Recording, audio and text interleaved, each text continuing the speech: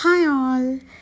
So இன்றைக்கி என்னுடைய morning வந்து 3 o'clock ஸ்டார்ட் ஆகிடுச்சு. ஏன்னா வந்து நான் இன்னிலேருந்து அந்த தைப்பூசம் ஃபாஸ்டிங் இருக்கேன்.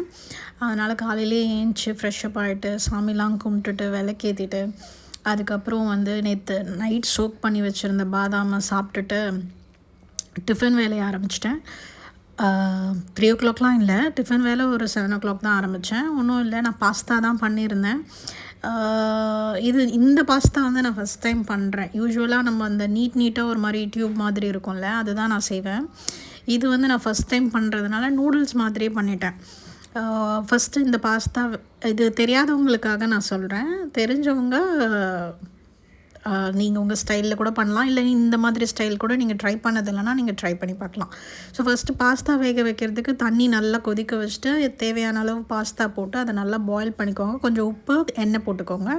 மீன்வைல் ஒரு தக்காளி, ஒரு வெங்காயம், ஒரு பச்சை மிளகா நான் கட் பண்ணி வச்சுட்டேன். தென் இந்த பாஸ்தா வெந்ததுக்கப்புறம் நம்ம அதை ஃபில்ட்ரு பண்ணிவிட்டு அதுக்கப்புறம் ஒரு கடாயில் இந்த வெங்காயம் தக்காளியை நல்லா வதக்கணும். இஞ்சி பூண்டு பேஸ்ட் மேண்டேட்ரி. ஸோ வெங்காயம், தக்காளி, பச்சை மிளகா, அதுக்கப்புறம் வந்து கருவேப்பிலை போட்டுக்கலாம். ஸோ இதை நல்லா நம்ம வதக்கிட்டு இஞ்சி பூண்டு பேஸ்ட்டு போடுங்க. எல்லாமே ஒரு ஃப்ளேவருக்கு தான். இதில் வெஜிடபிள்ஸ் வேணும்னாலும் நீங்கள் வெஜிடபிள்ஸ் ஆட் பண்ணிக்கலாம், இல்லை வந்து நான்வெஜ்ஜு சிக்கன் நீங்கள் ஆட் பண்ணணுனாலும் சிக்கன் ஆட் பண்ணிக்கலாம். நான் ஃபைனலாக எக் ஸ்க்ராம்பிள் பண்ணி கூட நீங்கள் போட்டு சாப்பிட்லாம். நான் வந்து ஃபாஸ்டிங்ன்றதுனால நான் எக்கு ஆட் பண்ணல. ஸோ வெங்காயம் வதங்கினதுக்கப்புறம் இஞ்சி பூண்டு பேஸ்ட் போட்டு நல்லா வதக்கிட்டேன். அதுக்கப்புறம் வந்து கொஞ்சம் தக்காளி போட்டு நல்லா வதக்கிட்டேன். ஸோ இது ரெண்டுமே நல்லா வதங்கினதுக்கப்புறம் கொஞ்சமாக மஞ்சத்தூள், கொஞ்சமாக மிளகாத்தூள். நான் எப்போயுமே தனி மிளகாத்தூள் தான் அரைப்பேன். ஒரு சிலவங்கெல்லாம் வந்து தனியாத்தூள்லாம் சேர்த்து அரைப்பாங்க. எங்கள் வீட்டில் இது தான் பழக்கம். மிளகா தனியாக, தனியா தனியாக இப்படி தான் அரைப்போம். ஸோ அதில் கொஞ்சமாக ஒரு 1/4 டீஸ்பூன் தான் நான் போட்டேன். ஏன்னா ஆல்ரெடி பச்சை மிளகா இருக்குது, என் பையன் வேறு சாப்பிட்ணுன்றதுனால நான் வந்து லைட்டாக தான் சில்லி பவுடர் ஆட் பண்ணியிருந்தேன். இது நல்லா வதங்கினதுக்கப்புறம் நம்ம அந்த பாஸ்தா வேக வச்ச பாஸ்தாவை நம்ம போட்டுக்கலாம். அண்ட் இன்னொன்று முக்கியமான இதில் ஒரு டேஸ்ட்டு ஃப்ளேவர் ஆட் பண்ணுறதுக்கு மேகி மசாலா ஆட் பண்ணிக்கலாம்.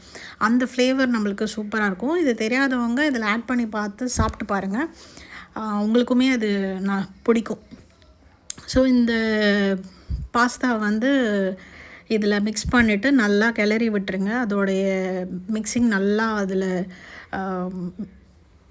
ஃபுல்லாகவே வந்து அந்த வெங்காயம் தக்காளி ஃப்ளேவர் எல்லாமே வந்து மிக்ஸ் ஆனதுக்கப்புறம் நீங்கள் இறக்கிடலாம். நான் சொன்ன மாதிரி இதில் நீங்கள் எக் ஸ்க்ராம்பிள் பண்ணி போட்டு கூட சாப்பிட்லாம், இல்லைனா வெஜிடபிள்ஸ் ஆட் பண்ணி கூட சாப்பிட்லாம்.